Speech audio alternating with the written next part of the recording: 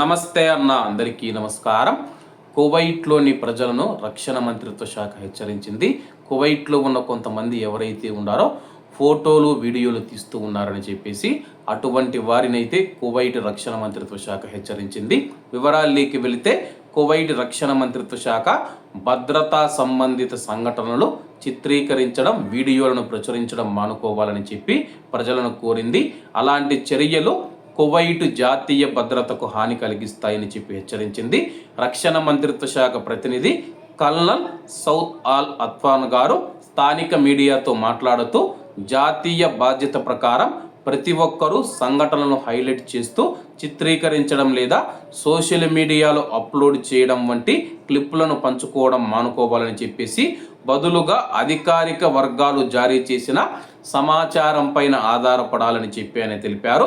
మీరు చిత్రంలో చూసేది శత్రువు సమాచారంగా చూస్తారని చెప్పేసి అల్ అత్వాన్ గారు హెచ్చరించడం జరిగింది.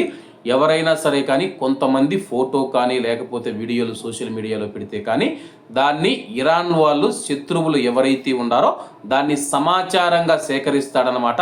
అలాగే మేము పంపిన క్షిపణులు కానీ లేకపోతే డ్రోన్లు కానీ పలానా చోట పడ్డాయి, పలానా ప్రాంతంలో పడ్డాయని చెప్పేసి శత్రువుకు ఈజీగా తెలిసిపోతూ ఉందని చెప్పేసి ఒక్క వీడియో క్లిప్ కూడా సైనిక కోఆర్డినేటర్లు నిర్ణయించడంలో, భౌగోళిక స్థానాలు బహిర్గతం చేయడంలో మరియు సున్నితమైన లక్ష్యాలను విశ్లేషించడంలో సహాయపడుతుందని చెప్పేసి ఆయన పేర్కొన్నాడు.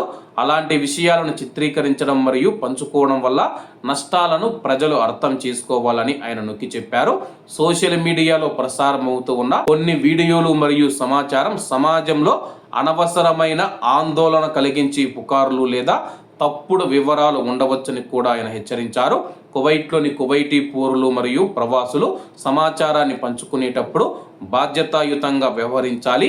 కువైట్ దేశ భద్రత మరియు స్థిరత్వాన్ని కాపాడుకోవడానికి అధికారులతో సహకరించాలని చెప్పేసి అల్ అత్వాన్ గారు కువైట్లోని ప్రజలను కోరారు. కాబట్టి అందరూ బాగుండాలి, అందులో మనం ఉండాలి. అందరికీ నమస్తే అన్న, జై హింద్.